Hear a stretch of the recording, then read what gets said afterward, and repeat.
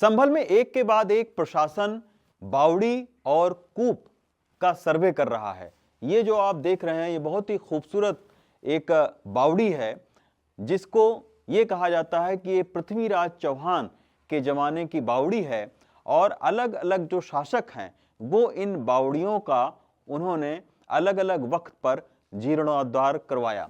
अब ये जो बावड़ी है ये आप देख सकते हैं कि ये एक समय 7 मंजिला बावड़ी रही थी, लेकिन अब जो है वो केवल 2 मंजिल बावड़ी ही इसमें दिख रहे हैं, यानी इसमें जो मिट्टी है वो काफी पट गई।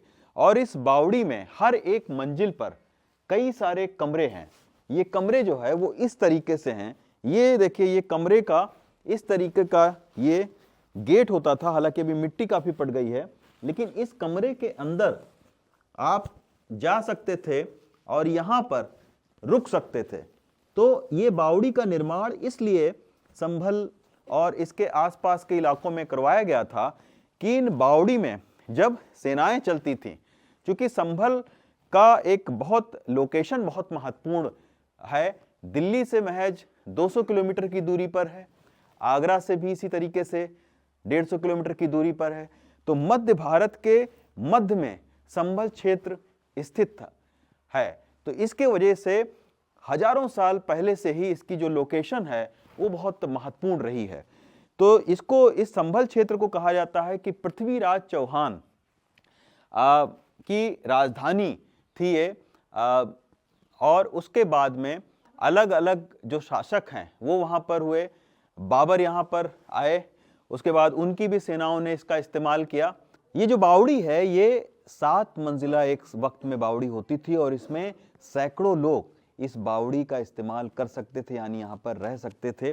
और ये इसलिए बहुत महत्वपूर्ण रही है क्योंकि जब सेनाओं का आना जाना होता था तो यहाँ पर इसको इस्तेमाल किया जाता था, पानी पीने के लिए, नहाने के लिए और आराम करने के लिए। ये मैं दिखाता हूँ कि कहाँ पर ये बावड़ी के अंदर, ये आप देखिए कि ये बरामदा नुमा एक जगह होती है और यहाँ पर लोग जो है वो इसका इस्तेमाल करते थे गर्मियों में, गर्मी से बचने के लिए और इसमें आराम करने के लिए। ये आप देखिए छतें जो है बावड़ी की अभी भी कितनी मजबूत हैं। और 7 मंजिला इसी तरीके से एक के बाद एक तल होते थे, मंजिल होते थे। और जाने के लिए ये आप देखिए ये बावड़ी का गेट होता था, एक बरामदे को दूसरे बरामदे से जोड़ने के लिए। तो इस तरीके से ये भी आप देखिए कि इस तरीके से ये आने जाने के लिए छोटे छोटे जो रास्ते हैं वो इन बावड़ियों में होते थे। और ना सिर्फ आने जाने के लिए बल्कि बाकायदा सीढ़ियाँ यहाँ पर बनी हुई हैं। और ये जो सीढ़ी है, इस सीढ़ी के ज़रिए एक तल्ले से दूसरे तल्ले पर लोग जाते थे। तो इस तरीके की जो बावड़ी है वो पुराने ज़माने में इस्तेमाल होती रही है।